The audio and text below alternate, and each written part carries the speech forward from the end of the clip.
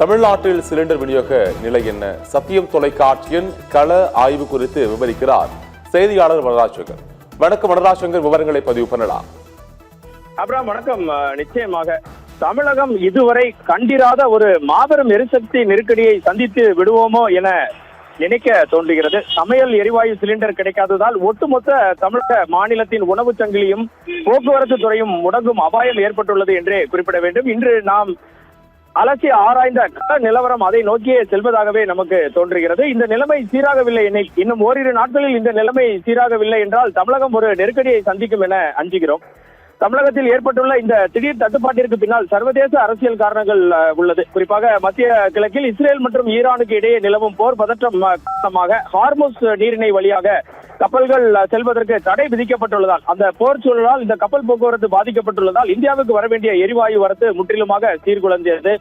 India முழுவதுமே, குறிப்பாக தமிழகத்தில் நாம் இன்று செய்த கள ஆய்வின் அடிப்படையில் பார்த்தீர்கள் என்றால் விறகு அடுப்புக்கு மெகா நிறுவனங்கள் மாறும் நிலைமை ஏற்பட்டிருக்கிறது என்றே குறிப்பிட வேண்டும். இந்த தட்டுப்பாட்டின் நேரடி விளைவாக தமிழகத்தின் முன்னணி பெரிய உணவகங்கள் மற்றும் உணவு உற்பத்தி நிறுவனங்கள் விறகு அடுப்புகளுக்கு திரும்பியுள்ளன. திருநெல்வேலியில் பார்த்தீர்கள் என்றால் மிக முக்கிய நிறுவனங்கள் எல்லாமே ஒரே இரவில் மின் சாதன பொருட்களுக்கு மாறும் நிலைமையை நம்மால் நேற்று காண முடிந்தது. தற்போது வேறு வழியின்றி தற்காலிக விறகு அடுப்புகளை சமைக்க தொடங்கியுள்ளன. இதனால் விறகுகளுக்கும் கடும் கிராக்கி ஏற்பட்டு அதன் விலையும் 2 மடங்காக உயர்ந்துள்ளது.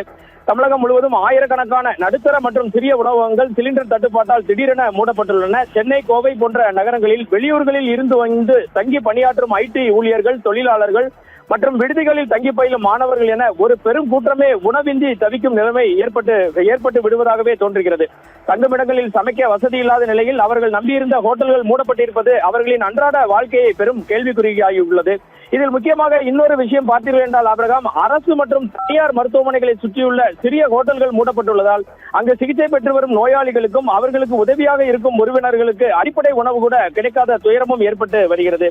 வெளியூர்களில் இருந்து சிகிச்சைக்கு வந்திருப்பவர்கள் அதிக விலை கொடுத்து உணவு வாங்க முடியாத சூழலும் ஏற்படுகிறது. மறுபுறம் எரிவாயு மூலம் இயங்கும் லட்சக்கணக்கான ஆட்டோக்கள் எரிபொருள் நிலையங்களில் நோ ஸ்டாக் பலகையை பார்த்துவிட்டு சாலைகளில் ஓரங்கட்டப்பட்டுள்ளன. பல மணி நேரம் காத்திருந்தும் கேஸ் கிடைக்காததால் ஆட்டோ ஓட்டுநர்கள் வருமானத்தை இழந்து தங்கள் குடும்ப தேவைகளை பூர்த்தி செய்ய முடியாமல் தவிக்கின்றனர். தமிழகத்தின் தற்போதைய கையிருப்பை கணக்கிட்டால் இன்னும் ஓரிரு நாட்களில் நிலைமை மிகவும் மோசமடையும் என தெளிவாக சத்தியம் தொலைக்காட்சியின் கருத்தில் தெரிய வருகிறது. எரிவாயு விநியோகம் உடனடியாக சீரடையவில்லை என்றால் தமிழகத்தில் உள்ள 90% உணவகங்கள் மூடப்படும் அபாயமே உள்ளது. இதற்கெல்லாம் மேலாக பார்த்தீர்கள் என்றால் திருநெல்வேலியில் இன்று வணிக ரீதியான பயன்பாட்டிற்குள்ள சிலிண்டர் கள்ளச்சந்தையில் 2700 ரூபாய் முதல் 3700 ரூபாய் வரை விற்கப்படுவதையும் நம்மால் காண முடிகிறது. இது வரும் மாதங்களில் மின்சார கட்டணத்தையும் உயர்த்தும். இண்டக்ஷன் ஸ்டவ், எலக்ட்ரிக் குக்கர் போன்ற சாதனங்கள் மின் கட்டணத்தை உயர்த்தும் என்பதால் மக்கள் கடும் அச்சத்தில் உள்ளனர். தமிழகத்தில் இன்னும் சில நாட்களுக்கு மட்டுமே எரிவாயு கையிருப்பு உள்ளதாக கவலை தெரிவித்துள்ள முதலமைச்சர் மு க ஸ்டாலின் இது குறித்து பிரதமருக்கும் அவசர கடிதம் எழுதியுள்ளார். போர் சூழலை கருத்தில் கொண்டு போர்க்கால அடிப்படையில் எரிவாயு விநியோகத்தை சீர் செய்ய வேண்டும் என தமிழக அரசு வலியுறுத்தியுள்ளது.